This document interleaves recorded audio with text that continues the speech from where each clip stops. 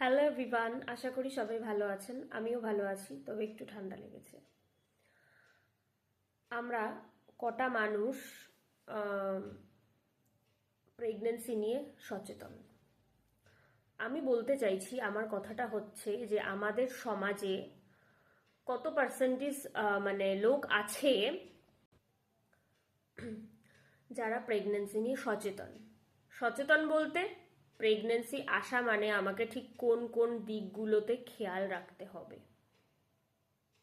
এবার আপনি বলবেন, এত কিছু যে কথাগুলো বলবো, এত কিছু না মেনেও কি মানুষের বেবি হচ্ছে না বা বাচ্চা হচ্ছে না? সেক্ষেত্রে হ্যাঁ, হচ্ছে, কিন্তু আমরা যদি বিষয়গুলো একটু জেনে নিই, তাতে কি ক্ষতি আছে? কোনো ক্ষতি নেই। এবং মানুষের কাছে কিন্তু জানার স্কোপটাও নেই, তাও এখন সোশ্যাল মিডিয়ার যুগে অনেক কিছু জানার স্কোপ হয়েছে। তো এই ভিডিওর মাধ্যমে আমি বেশ কিছু কথা বলবো। সেটা হচ্ছে, একটা মানুষের প্রেগন্যান্সি আসা মানেই সবার প্রথমে সেই মেয়েটির একটা নির্দিষ্ট বয়স হতে হবে। সেই বয়সের আগে কিন্তু সে যদি প্রেগন্যান্সি ফেজের মধ্যে দিয়ে যায়, সেটা তার জন্য ক্ষতিকারক। হুম। এবং তার জন্য আইসিএমআরও কিছু কিন্তু বয়স নির্ধারণ করে দিয়েছে, আরও বেসিক কিছু জিনিস খাদ্য লাইফস্টাইল নিয়ে কিন্তু বলে দিয়েছে, আপডেটও দিয়েছে, সেগুলোই আমি বলবো। সবার প্রথমেই যেটা আপনাকে করতে হবে, যে প্রেগন্যান্সির অন্তত ন্যূনতম বয়স হতে হবে 21 বছর। যারা জানতেন না তারা জেনে গেলেন। দ্বিতীয়ত, অ্যাক্টিভ লাইফ মানে লাইফস্টাইল থাকতে হবে। তৃতীয়ত, high fat, high sugar, high salt provide করছে এরকম ধরনের ফুডগুলো আপনি যতক্ষণ পারবেন অ্যাভয়েড করবেন।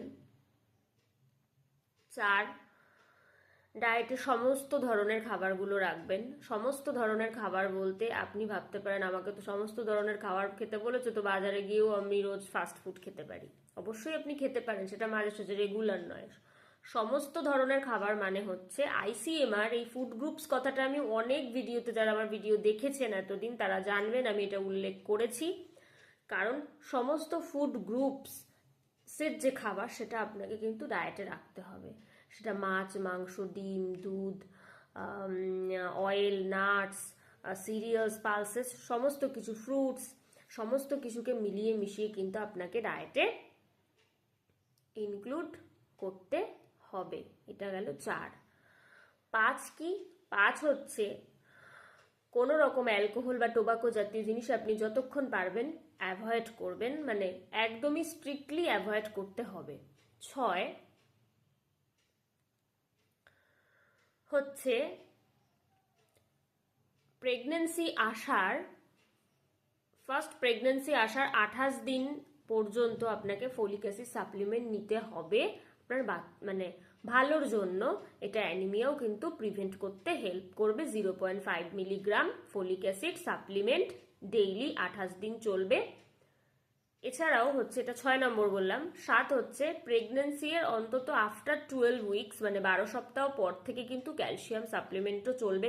এবং এটা জেনারেলি ফলিক অ্যাসিডও চলে, এবং সেটা ল্যাকটেশন অবধি, মানে ল্যাকটেশন মানে কি, প্রসূতি অবস্থার কথা বলছি, মানে যখন বাচ্চা হয়ে গেছে মায়ের, ব্রেস্ট ফিড করাচ্ছে মা, সেই কন্ডিশন অবধি কিন্তু ক্যালসিয়াম এবং ফলিক অ্যাসিড সাপ্লিমেন্ট চলবে।